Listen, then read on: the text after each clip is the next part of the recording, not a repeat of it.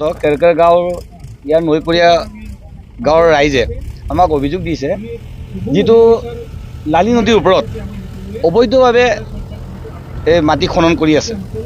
ৰাইজে শংকিত হৈছে, যিটো নেকি দিনত প্ৰায় 100-200 মানে কি হাজাৰলৈকে মানে ধৰক আপোনাৰ JCB আৰু ফগলেন আমাৰ ডাম্পাৰ ব্যৱহাৰ কৰি যিটো মানে মাটি খনন কৰি আছে, তেখেতে শংকিত যে ভৱিষ্যতে এই লালি নৈৰ যিটো সোঁত আমাৰ গাঁওফালে অহাৰ সম্ভাৱনা আছে।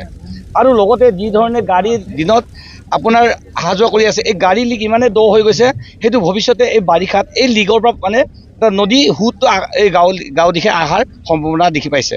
সেইকাৰণে গাঁৱৰ ৰাইজে শংকিত।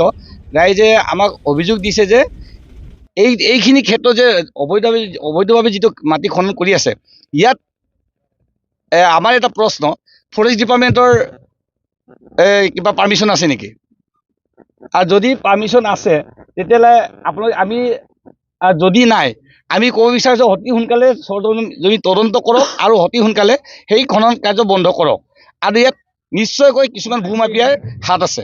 আৰু মাটি হৈ গ'ল 10 দিনমান। হা ইয়াৰ বালিখিনি ক'ত লৈ যোৱা?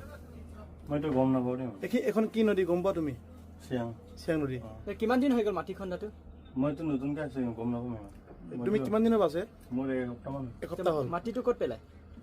মথাউৰিটো মথাউৰি পেলাই। কিমানখন ডাম্পাৰ সদায় অহা যোৱা কৰে? 2-3খন। আৰু তোমালোকে কিমানখন এনে JCB তাত মাটি খানা? JCB এখনেই খান্দে। এখন তাতো 2খন, ইয়াতো 3খন। আমি মাটিখিনি ক'ত মথাউৰি লগোৱা? ফগলেন কেইখন আছে? ফগলেন 2খন আছে। তোমালোকৰ এই গোটেই কাম কাজৰ ইনচাৰ্জ কোন হয়, মালিক কোন হয় বা ঠিকাদাৰ?